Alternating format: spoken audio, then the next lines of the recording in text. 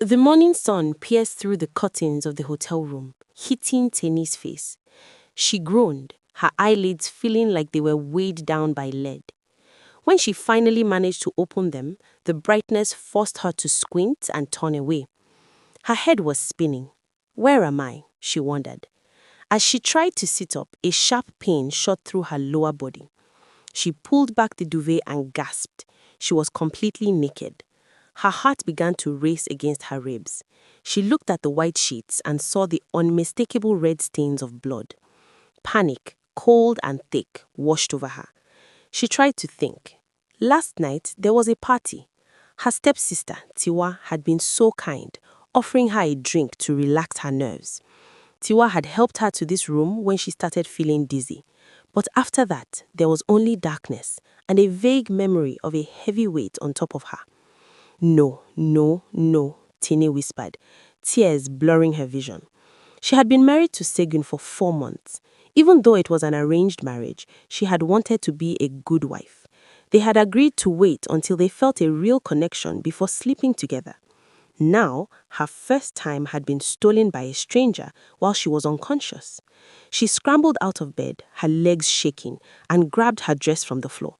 She rushed into the bathroom, desperate to wash the shame of her skin.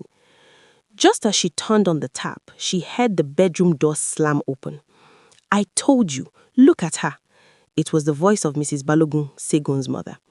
Tenny froze. Through the crack in the bathroom door, she saw them. Segun was there, looking not angry but almost satisfied. Beside him was Tiwa, looking smug. Take the pictures of the bed, Mrs. Balogun commanded. This is the evidence we need. My son cannot stay married to a loose woman who brings men into hotel rooms. Finally, Segun said, his voice cold. He turned to Tiwa and pulled her into his arms, kissing her deeply right there in the room where his wife had just been assaulted. I can finally divorce that boring girl and marry you, Tiwa. You are the one I've always wanted. Easy, my love, Tiwa giggled, leaning into him. We'll be married soon. My sister is finally out of the way.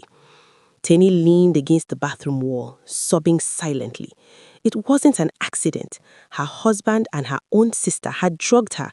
They had traded her dignity for a divorce. She waited until she heard their footsteps disappear down the hallway before she crawled out.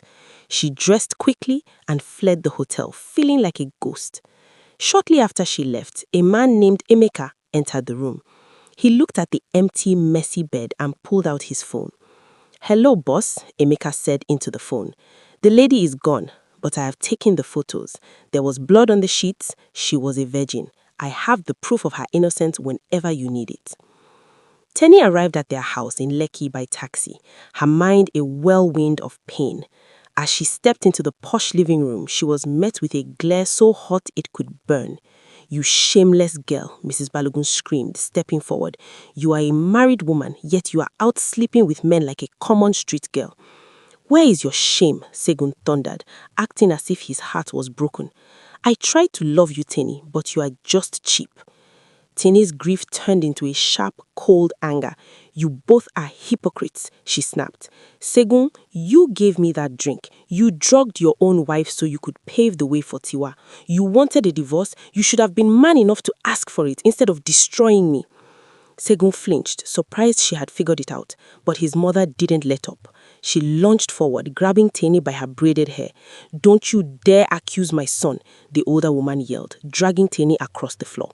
A girl like you should just go and jump into the third mainland bridge and die. My son will not stay with another man's leftover. Tenny tried to fight back, but she was too weak from the drugs and the trauma. Her head hit the floor, her vision swelled, and for the second time that day, the world went dark.